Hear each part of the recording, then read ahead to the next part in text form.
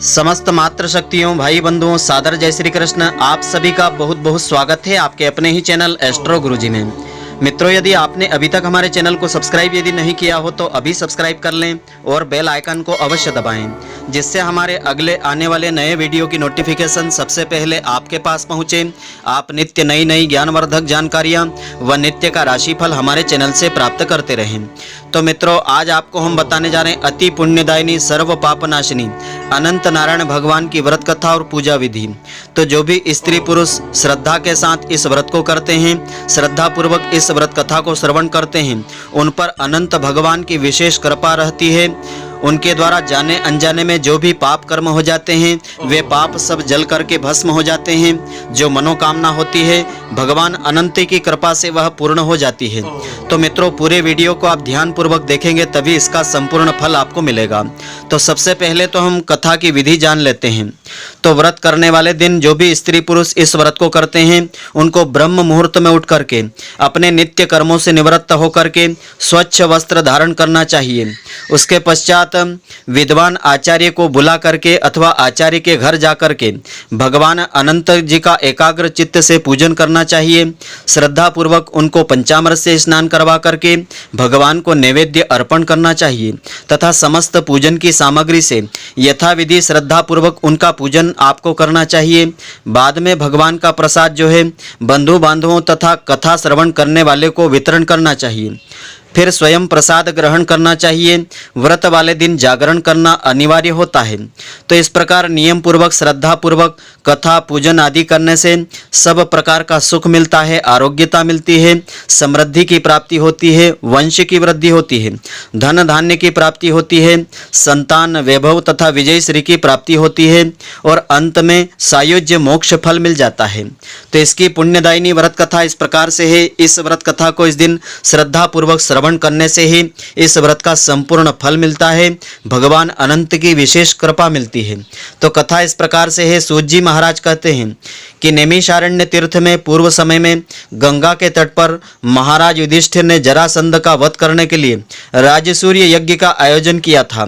तो राजा युधिष्ठिर ने श्री कृष्ण, भीमसेन और अर्जुन के साथ यज्ञशाला में जो अनेक प्रकार के रत्नों से शोभित हो रही थी और मोती के समान चमकने वाली थी, इंद्र की सभा के समान वह यज्ञशाला चमक रही थी, उसमें यज्ञ के निमित्त सभी राजाओं को आमंत्रण दिया था। उसी समय गांधारी का पुत्र दुर्योधन उस यज्ञशाला में आता है। दुर्योधन जो है वहाँ सूखे आंगन को जल से भरा हुआ समझ करके अपने वस्त्रों को उठा करके धीरे धीरे चलने लगा। उसे देख करके द्रौपदी आदि स्त्रियां उस पर हंसने लगी और आगे जल के स्थान को सूखा समझ करके दुर्योधन चलते हुए जल में गिर पड़ता है। उस समय संपूर्ण तपस्वी राजा तथा द्रौपदी आदि स्त्रियों ने दुर्योधन का उपहास उड़ाया था। तो यह देख करके दुर्योधन बहुत ही क्रोधित होकर के अपने मामा के साथ हस्तिनापुर को चला गया। उस समय शकुनी ने दुर्योधन से मधुर वचन में कहा कि हे राजन, आप अपने क्रोध को अपने अगले काम के लिए छोड़ दें, क्योंकि आगे जुआ खेलने से आप सारे राज्य को फिर से प्राप्त कर पाएंगे। हे राजन, यज्ञ मंडप में चलने के लिए आप तैयार हो जाइए। तो ऐसा ही है, ऐसा कह करके दुर्योधन यज्ञ मंडप में चले आते हैं। इतने में सभी राजा यज्ञ समाप्त करके अपने अपने देश को चले गए। इसके पश्चात राजा दुर्योधन ने हस्तिनापुर में आकर के युधिष्ठिर, भीम, अर्जुन आदि पांडव पुत्रों को बुला करके जुआ खेलना आरंभ कर दिया और कपट से उनका राज्य को हड़प कर लिया था। निरपराधी पांडवों को जीत करके वन में भेज दिया। अब पांडव वन वन में घूमने लगे। तो यह समाचार सुनकर के भगवान श्री कृष्ण पांडवों को देखने की इच्छा करके उनके पास वन में पहुंच जाते हैं। सूत जी आगे कहते हैं कि हे ऋषियों, वन में रहने पर दुख से दुर्बल पांडव जगदीश्वर कृष्ण को देख करके उनको प्रणाम करने लगे। युधिष्ठिर कहते हैं कि हे जगदीश्वर, मैं सपरिवार दुखी हो गया हूँ। इस दुख के सागर से मुक्ति पाने का कोई उपाय आप बताने की कृपा करें। हे भगवान, किस देवता की पूजा से हम अपना राज्य फिर से प्राप्त कर सकते हैं अथवा किस व्रत को हम करें जिससे आपके प्रसाद से हमारा हित हो जाए। तब श्री कृष्ण भगवान कहते हैं कि हे युधिष्ठिर, श्री अनंत भगवान का पूजन व्रत सभी पुरुष तथा स्त्रियों को श्रद्धा पूर्वक करना चाहिए, जिससे उनके सारे मनोरथ, सारी इच्छाएं पूर्ण होने के साथ साथ सब प्रकार के पाप नष्ट हो जाते हैं। तब युधिष्ठिर कहते हैं कि हे श्री कृष्ण भगवान, आपके कहे हुए अनंत भगवान कौन हैं? क्या वे शेषनाग का स्वरूप है? क्या तक्षक नाग है? अथवा परमात्मा को ही अनंत कहते हैं? हे केशव, यह अनंत कौन है? कृपा करके हमें यथार्थ बताने की कृपा करें। तब श्री कृष्ण भगवान कहते हैं कि हे युधिष्ठिर, अनंत मेरा ही स्वरूप है। सूर्य आदि ग्रह और यह जो आत्मा कही जाती है, और पल विपल, दिन रात, पक्ष, मास, ऋतु, वर्ष, युग सब अनंत कहे जाते हैं। जिसे काल कहते हैं वह भी अनंत होता है, और वही मैं कृष्ण हूँ जो पृथ्वी का भार उठाने के लिए अवतार धारण मैंने किया है, और दुष्टों का नाश करने तथा साधुओं की रक्षा करने को वासुदेव के वंश में मैं उत्पन्न हुआ हूँ। आदि मध्य अंत कृष्ण, विष्णु, हरि, शिव, वैकुंठ, सूर्य, चंद्रमा और सर्वव्यापी ईश्वर तथा सृष्टि जो नाश करने वाले हैं, विश्वरूप, महाकाल इत्यादि रूपों को मैंने अर्जुन के ज्ञान के लिए दर्शन करवाया था। तो योगियों के ध्यान करने योग्य संसार रूप अनंत, जिसमें 14 इंद्र है, 8 वसु है, 12 सूर्य है और 11 रुद्र है, और नारद आदि 7 ऋषि तथा समुद्र, विंध्याचल पर्वत आदि है, और गंगा नदी आदि तथा वृक्ष, नक्षत्र, दसों दिशा, भूमि, पाताल, भूलोक, भूवलोक आदि लोक हैं। तो हे युधिष्ठिर, यह सब मैं ही हूँ, इसमें कोई संदेह कभी न करना। युधिष्ठिर कहते हैं कि हे विद्ववर, अब आप अनंत भगवान का व्रत का महात्म्य और विधि बताने की कृपा करें, तथा अनंत का व्रत का अनुष्ठान करने वाले प्राणी को क्या पुण्य फल मिलता है, यह भी बताने की आप कृपा करें। मैं यह सुनना चाहता हूँ। तो पूर्व काल में यह अनंत व्रत किसने किया था, और मृत्यु लोक में किसके द्वारा यह प्रकाशित किया गया था, सब विस्तार से बताने की कृपा करें। तब श्री कृष्ण भगवान कहते हैं कि हे युधिष्ठिर, पहले सतयुग में एक सुमंतु नाम का ब्राह्मण रहता था। उसने वशिष्ठ गोत्र में उत्पन्न भृगु ऋषि की सुंदर कन्या दीक्षा के साथ वेद की विधि के साथ विवाह कर लिया था। थोड़ा समय बीतने पर उसके गर्भ से उन्नत लक्षणों वाली एक कन्या उत्पन्न हुई थी। उस कन्या का नाम शीला था। वह अपने पिता के घर में बड़ी होने लगी थी। उसी समय शीला की माता ज्वर रोग से पीड़ित होकर के पवित्र नदी के जल में गिर करके मर गई थी। उसके पश्चात सुमंतु ब्राह्मण ने ब्राह्मण की कन्या से, जिसका नाम कर्कशा था, विधि पूर्वक विवाह कर लिया था। तो दुष्ट स्वभाव की कर्कशा नित्य झगड़ा आदि करती थी। उसकी सौतेली शीला नाम की कन्या अपने पिता के घर में दीवारों पर, खंभों पर, देहली पर चित्रकला, तोरण आदि में चतुर्थी बनाया करती थी। नीले, पीले, सफ़ेद, काले इत्यादि रंगीन चित्र विचित्र स्वास्तिक, शंख, कमल आदि रोजाना बनाया करती थी। इस प्रकार बहुत समय व्यतीत हो गया। इस प्रकार वह कौमार्य अवस्था को वह शीला अपने पिता के घर में बड़ी हो गई। स्त्रियों के युवावस्था के चिन्ह उस शीला को देख करके सुमंतु को चिंता होने लगी कि यह कन्या मैं किसको दान में दूं, किसके साथ इसका विवाह करूं। इस प्रकार से वह दुखी हो रहा था। तो इस प्रकार की वह चिंता में लगा हुआ था। उसी समय वेद के जानने वाले श्रेष्ठ, स्त्री की इच्छा करने वाला एक कांति युक्त मुनियों में श्रेष्ठ कौंडिन्य ऋषि वहां आ जाते हैं। और कौंडिन्य ऋषि कहते हैं कि हे सुमंतु, तुम्हारी सुंदर कन्या शीला को मैं वरण करना चाहता हूं, यानी कि इसके साथ मैं विवाह करना चाहता हूं।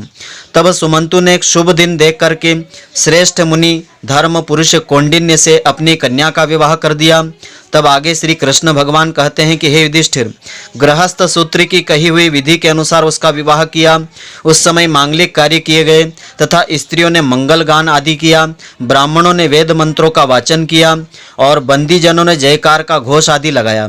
यह विवाह कार्य संपन्न होने पर अपनी पत्नी कर्कशा से सुमंतु बोले कि हे प्रिय, अपने दामाद जी को प्रसन्न करने के लिए कुछ दहेज आदि हमको देना चाहिए। ऐसे वचन सुन करके कर्कशा ने क्रोधित होकर के अपने घर के सारे सामान को इकट्ठा करके एक पेटी में बंद करके अपने पिता के घर जाने की इच्छा कही और भोजन से बचे हुए पदार्थ मार्ग में भोजन के लिए रख दिया। सुमंत से बोली कि घर में धन आदि कुछ भी नहीं है, जो हो तुम देख लेना।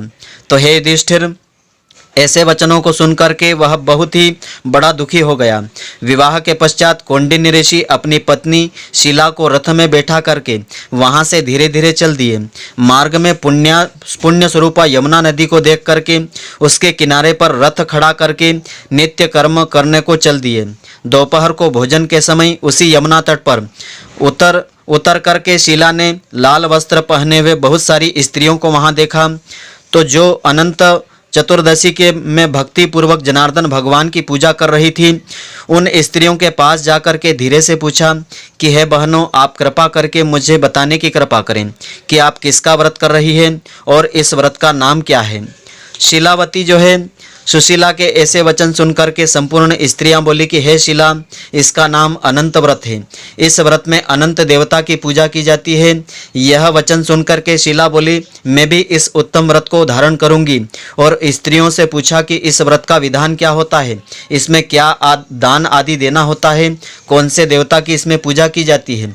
तो यह वचन सुनकर के सारी स्त्रियां बोली कि हे शीला, अच्छे अन्न के 1 सेर मालपुए बनाना चाहिए, जिसमें आधा भाग जो है ब्राह्मण को देना चाहिए, आधा भाग स्वयं भोजन करना चाहिए। धन की कंजूसी को त्याग करके शक्ति के अनुसार ब्राह्मण को वस्त्र, दक्षिणा आदि दान में देना चाहिए। किसी नदी के किनारे पर या देवता के मंदिर में अथवा ब्राह्मण देवता के घर में अनंत भगवान का श्रद्धा पूर्वक पूजन करना चाहिए। और कुशा का यानी डाब का शेषनाग बना करके बांस की टोकरी में विराजित करना चाहिए। फिर उसे शेषनाग का उसमें आवाहन करके प्राण प्रतिष्ठा करके स्नान आदि करावें। और वेदी के ऊपर चंदन, पुष्प, धूप, दीप, बहुत प्रकार के नैवेद्य, अनेक प्रकार के पकवानों से उनकी पूजा करना चाहिए। ऋतुफल और श्रीफल यानी नारियल चढ़ाना चाहिए। धूप, दीप, नैवेद्य आदि अर्पण करें। कुमकुम से रंग करके 14 गांठ लगा करके एक डोरे का पूजन करके पुरुष उसे अपने दाएं हाथ में बांधे और स्त्रियां अपने बाएं हाथ में बांधें। बांधते समय यह मंत्र उच्चारण करना चाहिए। इस प्रकार से प्रार्थना करना चाहिए कि हे वासुदेव, इस संसार रूपी सागर में डूबते हुए मेरा उद्धार करें। ऐसा श्री अनंत सूत्र है, उसके लिए मेरा नमस्कार है। उसके बाद उस सूत्र को, उस धागे को अपने हाथ में बांध करके अनंत भगवान के इस पुण्यदायिनी व्रत कथा को श्रद्धा पूर्वक सुनना चाहिए और संसार रूपी नारायण का, अनंत भगवान का ध्यान करना चाहिए। तो हे शीला, इस प्रकार हमने तुमसे इस व्रत का विधान बताया है। श्री कृष्ण भगवान कहते हैं कि हे युधिष्ठिर, उस शीला ने उन स्त्रियों के ऐसे वचन सुन करके अति आनंद को प्राप्त होकर के हाथ में 14 गांठ का एक डोरा बांध करके इस व्रत को किया था। और मार्ग में अर्थ जो भोजन आदि दिया गया था, आधा ब्राह्मण को खिलाया था और शेष जो बचा हुआ था दोनों ने भोजन कर लिया था और आनंद से अपने पति के साथ बैलगाड़ी में बैठ करके चल गई। उस समय से शीला को व्रत का प्रभाव मालूम पड़ा। उसके बाद अनंत व्रत करने से गौ, धन, लक्ष्मी से उसका घर परिपूर्ण हो गया था।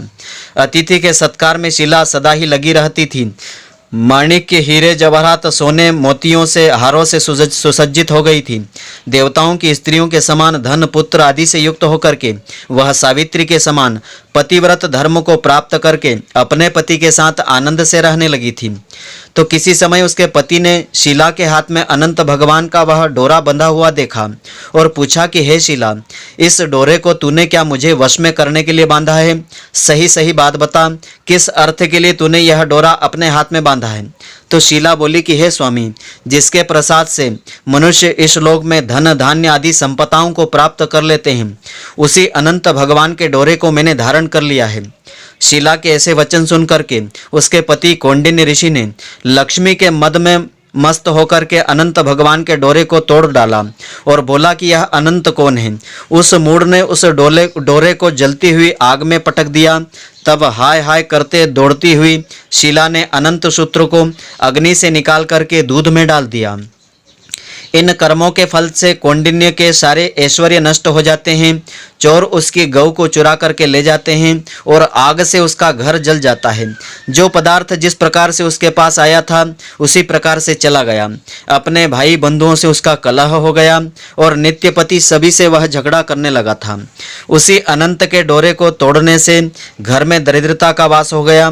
भगवान बोले, हे युधिष्ठिर, उससे कोई मनुष्य बातचीत नहीं करता था, वह पीड़ित हो गया था। दुखी होकर के वह बोला, हे शीले, मुझे अकस्मात ऐसा दुख होने का क्या कारण है? मेरा सारा धन नष्ट हो गया है, मुझसे कोई बातचीत नहीं करता है, मेरी देह में भी पीड़ा नित्य होती है। तो हे शीले, मुझसे कौन सा बड़ा अपराध हो गया है और क्या करने से मेरा कल्याण हो सकता है? तो पति के ऐसे वचन सुनकर के शीला बोली कि हे स्वामी, आपने जो अनंत भगवान के डोरे का आक्षेप कर दिया है, जिसे जला दिया है, उसी के पाप के कारण यह फल आपको मिला है। हे महाभाग, भविष्य में द्रव्य, धन आदि सब मिलेंगे, परंतु उसके लिए उपाय करना चाहिए। शिला के वचन सुन करके वह अति दुखी होकर के तप करने का संकल्प लेकर के वन में जाकर के आयु समाप्त होने पर तप करने का विचार करने लगा। और ऐसे जगदीश्वर अनंत का दर्शन, जिसकी प्रसन्नता से द्रव्य धन प्राप्त पदार्थ आदि प्राप्त होते हैं, उनका हस्तक्षेप करने से या उनका अपराध करने से पाप बढ़ जाते हैं और उनके पुण्य के प्रभाव से ही पाप नष्ट हो जाते हैं। ऐसे हरि भगवान मुझे कहाँ मिलेंगे, ऐसा वह विचार करने के लिए, ऐसा तप करने के लिए वन में चला गया। धन आदि पदार्थ होने के सुख तथा दुख से यह विचार करता हुआ वह निर्जल वन में घूमने लगा। वहाँ उसने फलों से संपन्न एक पेड़ को देखा। उस पेड़ में कीड़े पड़ गए थे। यह देख करके कौंडिन्य ने उस पेड़ से पूछा कि तूने किसी स्थान पर पे अनंत भगवान को क्या देखा है? हे सज्जन, यदि देखा हो तो मुझे बताने की कृपा करें, क्योंकि उन्हें न देखने से मेरे चित्त में बड़ा ही दुख हो रहा है। यह सुनकर के वह वृक्ष कहता है कि हे कौंडिन्य, मैंने अनंत को कहीं नहीं देखा है। ऐसा उत्तर सुनकर के कौंडिन्य ऋषि दुखी मन से आगे बढ़ गए। श्री कृष्ण भगवान कहते हैं कि हे युधिष्ठिर, अनंत के दर्शन की लालसा करते हुए ऋषि ने वन में इधर उधर घूमती हुई बछड़ों के साथ एक गौ माता को देख करके उनसे पूछा कि हे कामधेनु, क्या तुमने अनंत भगवान को देखा है? यदि देखा हो तो बताने की कृपा करें। तब उस गाय ने कहा कि हे उत्तम ब्राह्मण, मैं अनंत को नहीं जानती हूँ। तब आगे चल करके एक बैल को उसने देखा। ऋषि ने उनसे पूछा कि हे गौस्वामी, क्या तुमने अनंत भगवान को कहीं देखा है? बैल बोला, मैंने अनंत को कहीं नहीं देखा है। तब कौंडिन्य ऋषि ने आगे चल करके दो पुष्करणियों को देखा, जिनके जो जल थे आपस में मिल रहे थे। उनसे पूछा, क्या कहीं तुमने अनंत भगवान को देखा है? तो उनने कहा कि हमने अनंत भगवान को नहीं देखा है। यह सुनकर के पुष्करणियों ने उत्तर दिया, हे द्विज ब्राह्मण, हम अनंत को जानते भी नहीं हैं। आगे चल करके उसने गधा तथा हाथी को देखा। देख करके उनसे पूछा कि क्या तुमने अनंत भगवान को देखा है? उनसे भी संतोषजनक उत्तर नहीं मिलने पर उसकी अनंत भगवान से मिलने की आशा ही नष्ट हो गई थी और वह वन में बैठ गया। हे युधिष्ठिर, कौंडिन्य जीवन की आशा को छोड़ करके बड़ा ही व्याकुल हो गया था। गर्म श्वास छोड़ता हुआ मूर्छित होकर के पृथ्वी पर गिर पड़ा। थोड़े समय में वह जब जागृत हुआ, सावधान होने पर कौंडिन्य ने उठ करके संकल्प लिया कि हे अनंत भगवान, यदि तुम मुझे नहीं मिले तो मैं अपने प्राणों को त्याग दूंगा। हे युधिष्ठिर, जब जैसे ही वृक्ष पर मरने के लिए फांसी उसने डाली, तभी अनंत भगवान प्रत्यक्ष प्रकट हो जाते हैं। तो वे ब्राह्मण का रूप धारण किए हुए अनंत भगवान ने उन ऋषि से कहा, इधर आओ। उसका दाहिना हाथ पकड़ करके पर्वत की गुफा में उसे ले जाते हैं। वहाँ सुंदर सी स्त्री पुरुषों से युक्त उस ऋषि को अपनी पुरी को दिखाया। वहाँ एक दिव्य सिंहासन पर बैठ शंख चक्र गदा पद्म गरुड़ के साथ विश्वरूप अपनी विभूतियों के भेदों से अधिक तेज और कौस्तुभ मणि सहित वनमाला धारण किए हुए अनंत भगवान बैठे थे। उन देवताओं के देव जो किसी से न पराजित होने वाले थे, उन विश्वरूप को कौंडिन्य ऋषि देख करके उनकी स्तुति करने लगे थे कि हे पुंडरीकाक्ष, मैं अति पापी हूँ, पाप कर्म करने वाला पापात्मा हूँ, मैं पाप से उत्पन्न हुआ हूँ। आप मेरी रक्षा करें, मेरे पापों को हरण कर लें। हे जगदीश्वर, आज मेरा जीवन तथा जन्म दोनों ही धन्य हो गए हैं। तुम्हारे चरण कमलों के दर्शन करके मेरा मस्तक भ्रमर के समान आपके सामने स्पर्श कर रहा है। कौंडिन्य ऋषि के वचन सुन करके अनंत देव मधुर वाणी में कहते हैं कि हे कौंडिन्य, तुम निर्भय होकर के अपने मन की बात मुझे बताने की कृपा करो। तब कौंडिन्य ऋषि कहते हैं कि मैंने अपनी संपत्ति के घमंड में आकर के अनंत भगवान का डोरा तोड़ करके आपकी निंदा की है, जिससे मेरी सारी सुख संपदाएं नष्ट हो गई है। अपने स्वजनों भाई बंधुओं से नित्य झगड़ा होता है, मुझसे कोई बातचीत भी नहीं करता है। महादुखी होकर के आपके दर्शनों के लिए मैं आया हूँ। अनंत भगवान की कृपा से दयापूर्वक आपने मुझे दर्शन दिया है। मैंने जो पाप कर्म किया है, कृपया उसकी शांति का उपाय बताने की कृपा करें। श्री कृष्ण भगवान कहते हैं कि हे युधिष्ठिर, भक्ति से संतुष्ट होकर के अनंत देव क्या नहीं देते। अनंत भगवान कहते हैं कि हे कौंडिन्य, तुम देरी मत करो, अपने घर को जाओ और 14 वर्ष तक भक्ति पूर्वक अनंत भगवान का व्रत श्रद्धा पूर्वक करो। तुम सब पापों से छूट करके सिद्धियों को प्राप्त कर लोगे। तुम्हारे यहाँ पुत्र पौत्र होंगे, सुखों का उपभोग कर पाओगे। अंत समय में मेरा स्मरण होगा और पीछे निःसंदेह अमर पद को प्राप्त कर लोगे। संपूर्ण लोगों के उपचार के लिए मैं तुमको और भी वरदान देता हूँ। संपूर्ण विधि से इस व्रत की कथा पढ़ने वाला और शिला के समान इस अनंत का व्रत करने वाला इसी व्रत के प्रभाव से जल्दी ही सभी पापों से छूट करके परम गति को प्राप्त कर लेगा। हे कौंडिन्य मुनि, तू जिस मार्ग से यहाँ आया है उसी मार्ग से अपने घर को चला जा। तब कौंडिन्य बोला कि हे स्वामी, मैंने वन में घूमते हुए एक बड़ा ही आश्चर्य देखा है, वह आपसे पूछना चाहता हूँ, कृपा करके उत्तर देने की कृपा करें। वह आम का जो पेड़ था वह वृक्ष था, और गौ बेल कमल आदि से शोभायमान पुष्करणी गधा हाथी, हे देव वह सब कौन थे? आम इन सूत्रों का वृत्तांत आप मुझे बताने की कृपा करें। तब अनंत भगवान बोले कि हे कौंडिन्य जी, आम का जो वृक्ष था पूर्व जन्म में एक विद्वान ब्राह्मण था, जो विद्यार्थियों को विद्या दान न देने के कारण वृक्ष बन गया था। वह जो गाय थी पृथ्वी है, उसने पूर्व समय में बीजों को चुराया था, और वह बेल जो था वह धर्म था। धर्म और अधर्म के कारण वे दोनों नदियां थी पुष्करणी हुई। वे पूर्व जन्म में कोई ब्राह्मण जाति की दो बहनें थी, जो धर्म करती थी पर आपस में बातें करती थी, दान का बखान करती थी। उन्होंने ब्राह्मणों, अतिथि और दुर्बल को कोई भोजन आदि कभी नहीं दिया था, और मांगने वालों को भिक्षा भी दान में नहीं दी थी। उसी पाप कर्म से आपस में उनकी जल की धाराएं इकट्ठी होती थी। वह जो गधा था वह क्रोध का स्वरूप था, वह हाथी जो है मद का स्वरूप है, और वह वृक्ष ब्राह्मण है, और मैं अनंत हूँ, और यह जो गुफा है संसार है। इस तरह कह करके अनंत भगवान अंतर ध्यान हो गए।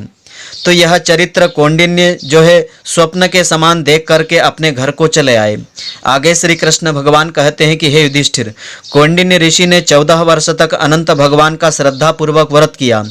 अनंत भगवान के कहे अनुसार सभी सुखों को भोग करके अंत में अनंत भगवान का स्मरण करके अनंतपुर को चला गया।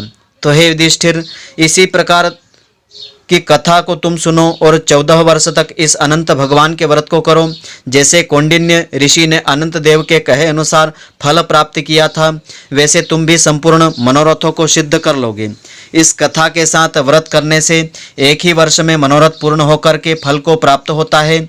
तो हे युधिष्ठिर, यह व्रत मैंने आपको सुनाया है।